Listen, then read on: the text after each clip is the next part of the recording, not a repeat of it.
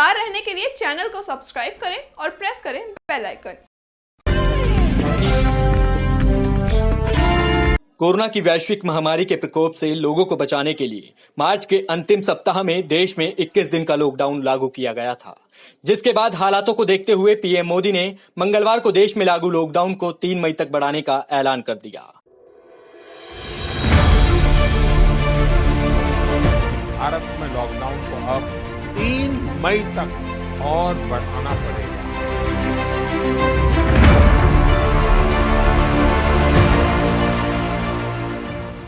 Lockdown बढ़ाने के साथ ही केंद्र सरकार ने अब लॉकडाउन के दूसरे पार्ट को लेकर गाइडलाइन भी जारी कर दी है।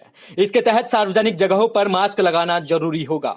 इस गाइडलाइन के मुताबिक शर्तों के साथ कुछ सेवाओं के लिए छूट दी गई है ताकि रोजमर्रा की जरूरी चीजों की सप्लाई जारी रहे।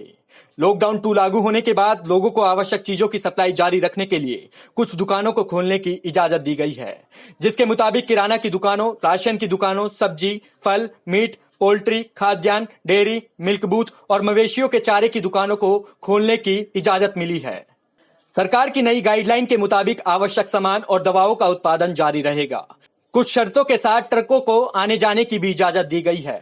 लॉकडाउन में फंसे लोगों के लिए होटल और लॉन्च खुले रहेंगे, जबकि बिजली mechanic, plumber, motor mechanic, carpenter को भी इजाजत दी गई है। 50% कर्मचारियों के साथ आईटी कंपनियों को भी काम शुरू करने की मंजूरी दे दी गई है। गाइडलाइन के मुताबिक जरूरी सेवाओं के तहत मेडिकल सेवाओं को लॉकडाउन से छूट मिली है। अस्पताल और क्लिनिक के साथ दवाई की दुकानें खुली रहेंगी। खेती से जुड़े कामों को भी छूट दी गई है। खेतिहर मजदूर काम कर सकेंगे। खेती के औजार बनाने वाली दुकानें भी खुली रहेंगी। बैंकों के साथ बीमा कंपनियां भी काम करती रहेंगी। सरकार ने आवश्यक सेवाओं के लिए आने जाने की इजाजत दी है। बैंक शाखाएं, एटीएम, पोस्टल सेवा और पोस्ट ऑफिस खुले रहेंगे। एपीएमसी से संचालित सभी मंडियां खुली रहेंगी। मनरेगा के तहत काम को इजाजत दी गई है। कुछ कंस्ट्रक्शन साइट पर भी काम शुरू करने की इजाजत दे दी गई है। इसके साथ ही मछली पालन से जुड़ी गतिविधियों को भी इजाजत मिली है। कलेक्शन और वितरण के काम को इजाजत दे दी गई है। पेट्रोल पंप खुले रहेंगे। प्रिंट और इलेक्ट्रॉनिक मीडिया सहित डीटीएच, केबल और इंटरनेट सेवाएं जारी रहेंगी।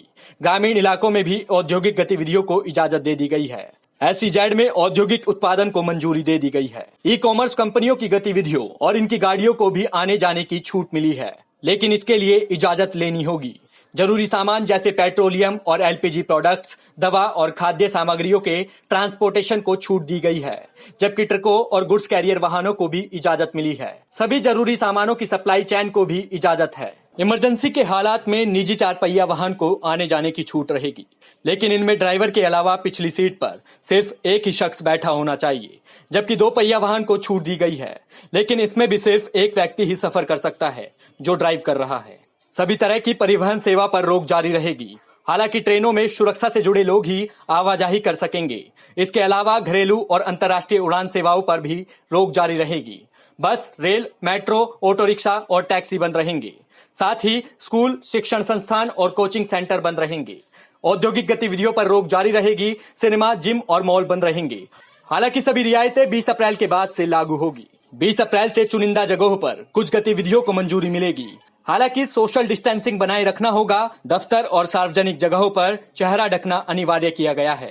सार्वजनिक जगहों पर थूकने पर जुर्माना लगेगा। जिले में आने जाने, एक राज्य से दूसरे राज्य में जाने पर रोक रहेगी। इंडिया टाइम 24 न्यूज के लिए दीपक की रिपोर्ट। खबरों से खबरदार रहने के लिए चैनल को सब्सक्राइब करें और प्रेस करें बेल आइकन।